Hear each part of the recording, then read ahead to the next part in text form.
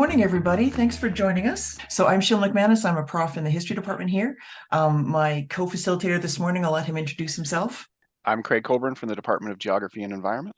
And so we will do our best to answer any questions you might have about the grad programs. And the key question for us this morning is how to get a supervisor. I'll just begin with the territorial acknowledgement for our university. So Oki, and welcome to this session hosted by the University of Lethbridge. Our university's Blackfoot name is Aniskim, meaning sacred buffalo stone. The university is located in traditional Siksikaitsitapi or Blackfoot Confederacy territory.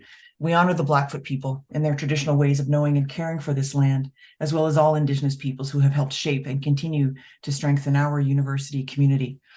So if you're not entirely familiar with where we are, we're sitting in southern Alberta, which is a couple hours south of Calgary, and we're just north of the American border.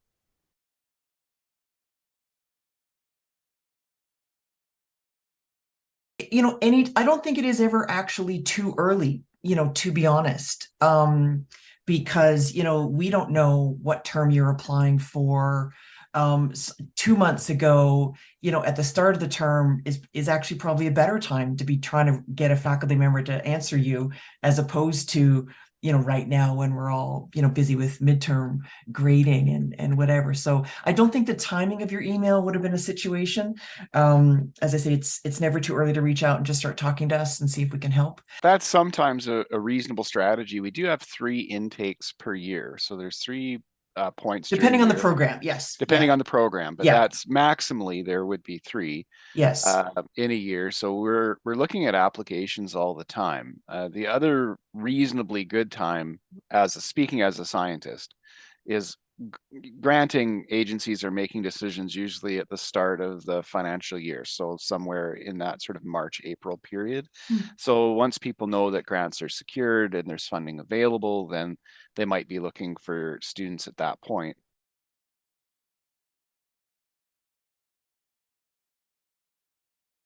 If you haven't received any, if you've emailed 3 or 4 people, I would say, let's take that down to 1 person.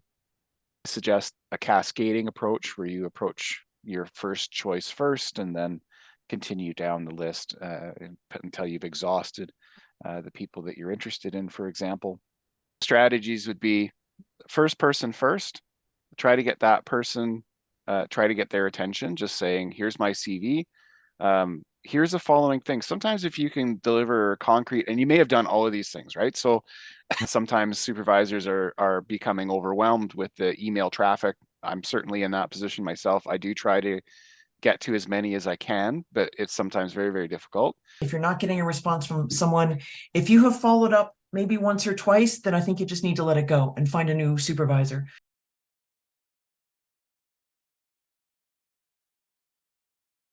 Approach, pick that top person and say, I'd really, this is where I'm at. And then use a concrete example.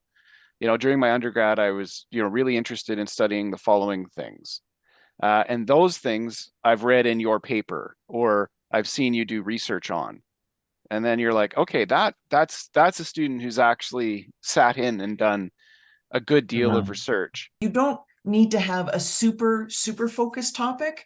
I do want to see that you have some idea of why you want to come work with me. I will help you narrow it down into a doable MA project if need be, but I need to have some idea. An email from someone saying, I like history, you do history, can I come work with you, is not helpful, right? I need to know that you have at least some research interests that overlap with mine so that I can be the best supervisor possible for you.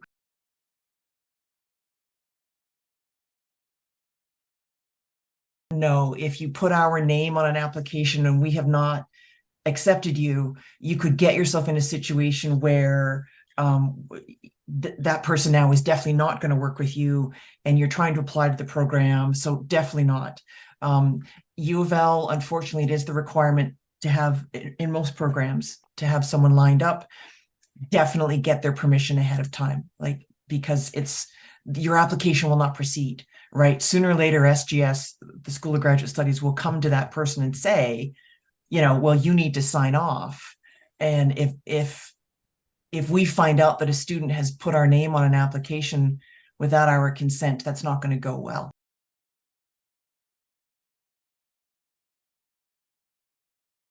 can't speak for all programs, but I know certainly for most for most MA programs, anything below a 3 will, or 3.3 will not be admitted.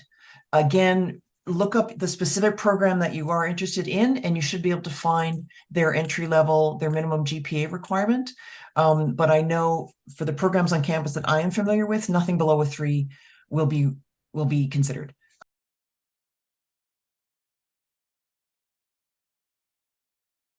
Do not offer direct entry from a BSc into a PhD. So Oh, right, yeah, that's not in Canada. an unusual thing in Canada. What we do is for those programs, there is a way for you to transfer into the PhD program once you're well along in the master's program. So if you're a particularly outstanding student and that is your career objective, and you and your thesis supervisor are perfectly aligned, like if all the stars align and everything is going well, there is a mechanism in the MSc into the PhD anyway. I can say I'm not 100% sure if it's in the MA, Sheila may know. But you can do a transfer exam from one program into the PhD program. What I can tell you from experience is that the 6 years that it would take to acquire both a PhD and an MSc is almost never short. Like there's no way to short circuit that and make it less time. Like sometimes students just think, well, I'll go straight off to the PhD and this will be less time. It ends up not actually being less time. You still end up spending around 6 years. So you can just complete the one degree, go on and get the other degree, or you can kind of skip one and go into the other. But there's a risk associated. It needs to be very carefully discussed with Yeah, your supervisory committee. yeah. So that's the information that I can give you on that.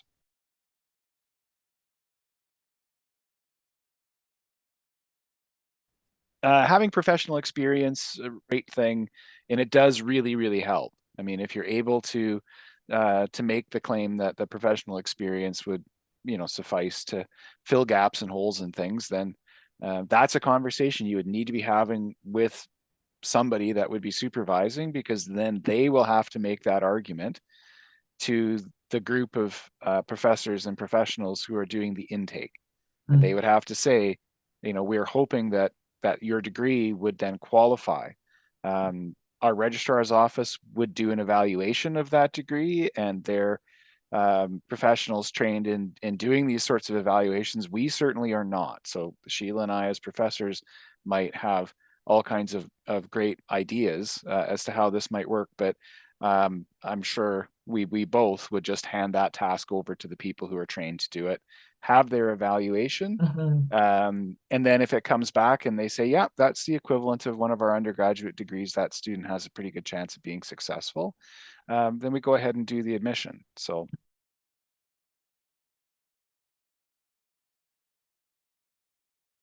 Just because you do finally secure a supervisor who says yes and is willing to support you, there's actually a few other hurdles. We don't make the final say. I can say I'm interested in taking on this student. The registrar or the relevant program committee can actually still say no. So it's not, even having the supervisor lined up, unfortunately, is not 100% guarantee, I have learned in recent years.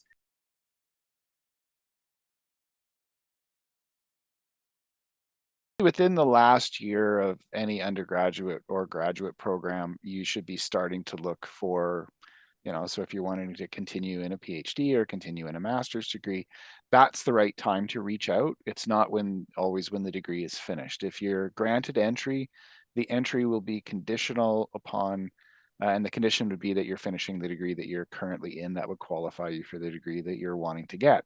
That conditional admission is sufficient to start the process for obtaining student visas and the other pieces of paperwork that you would be required to have to gain entry into Canada. So just so you know, that's the basic way to do that.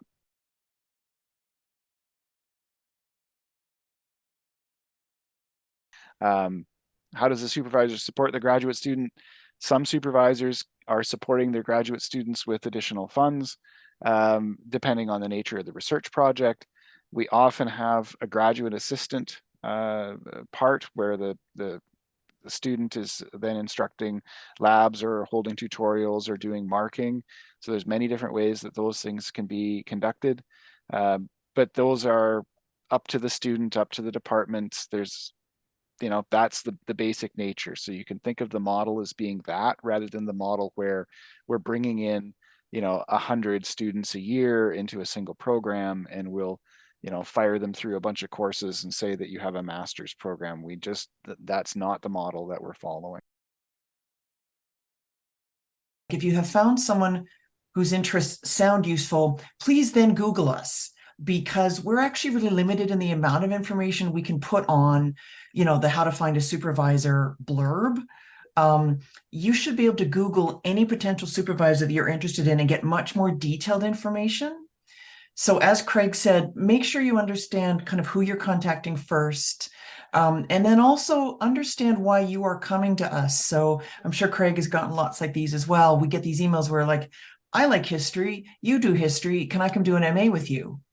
And my follow-up is going to be, what kind of history are you interested in? Because as Craig said, we're a small school with limited capacity. I want to make sure that my expertise and your actual research interests overlap. Be as specific as you can. It's going to save you time when you're contacting us, and it's going to save us time when we're trying to answer your email. We want to be helpful right away, but it would be easier for us if we don't have to spend the first few emails just going back and forth trying to understand what your specific research interests are, and do they overlap with mine, at all. To that, I would add that oftentimes professors are specifically looking for students. So this is something to really pay attention for. And they may in fact be advertising. So if you find that they're advertising on their web page, or on a departmental web page, so as you're doing your research in terms of trying to find a supervisor, if that same person, so you're saying, well, I'm really interested in doing graduate work in this sort of area, and you find somebody who's saying, I'm recruiting, then there's an open door. They're wanting to talk to you. Thank you again for joining us today. Reach out if we can help.